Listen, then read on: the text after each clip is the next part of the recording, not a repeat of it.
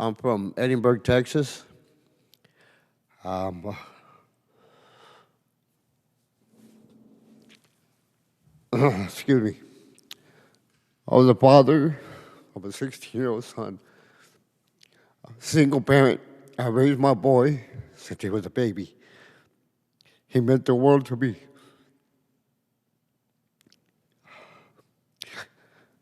I got the vaccine to protect my son. And after in March, April, they're announcing how it was safe for teenagers. Me and my son have never been apart. We're always together. He was my best friend. I always told him it was me and you against the world.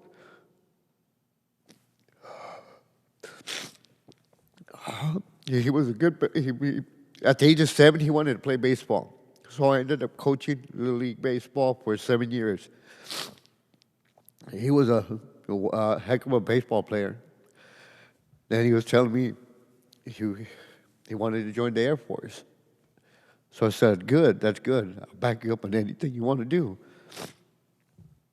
He joined ROTC in high school.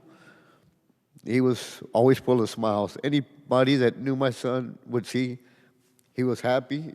I wasn't rich, but I gave him everything he wanted. We didn't lack for anything.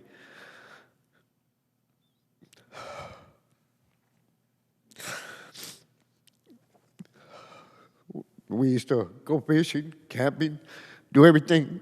We got the Pfizer vaccine because I thought it was to protect him. I thought it was the right thing to do. It was like playing Russian roulette. My government lied to me. They said it was safe.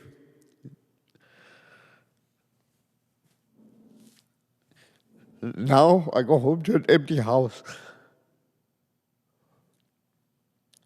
where I used to wake them up, I'd give them a hug and a kiss, tell them I'm going to school, don't miss school. I'd get home from work, he'd come running out. He knew when I'd get home, he'd come running out, give me a hug. I'd give him a kiss, a hug. What do you want to go eat today?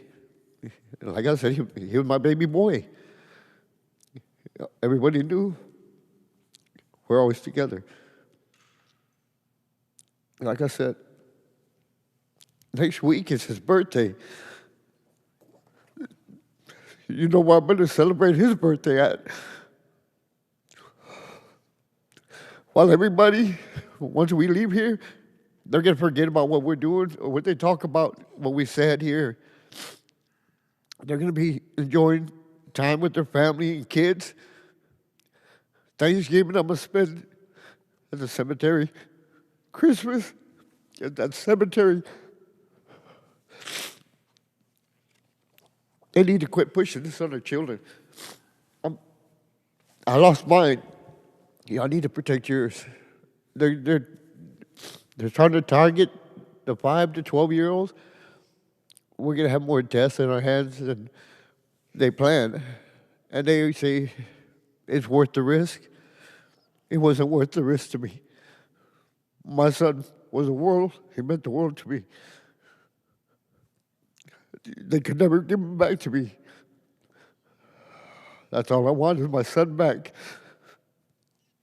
So don't make the mistake I did. I did it because I thought it was the correct thing to do. It wasn't. It was not. Like I said, I've always said I love the hell out of my country, but I don't trust my government anymore. I'm here because I'm Junior's voice. I'm doing this in my son's honor. If I can protect 1 or 2 children, that means the world to me. And I'm going to continue this fight. I don't know why I ended up here. Something told me to come here. And I know this is not the end of the road for me. I'm going to continue.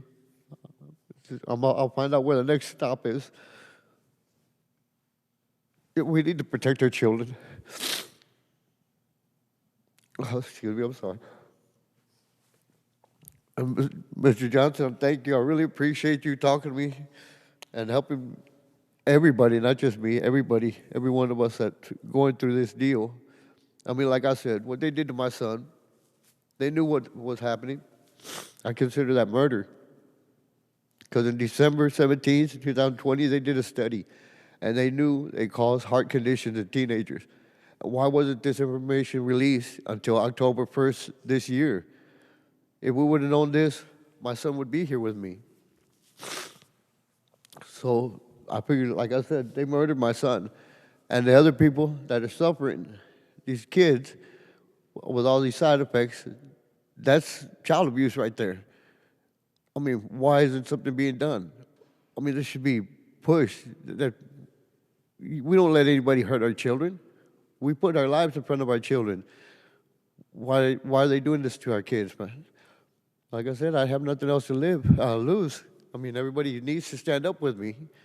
We all need to fight together.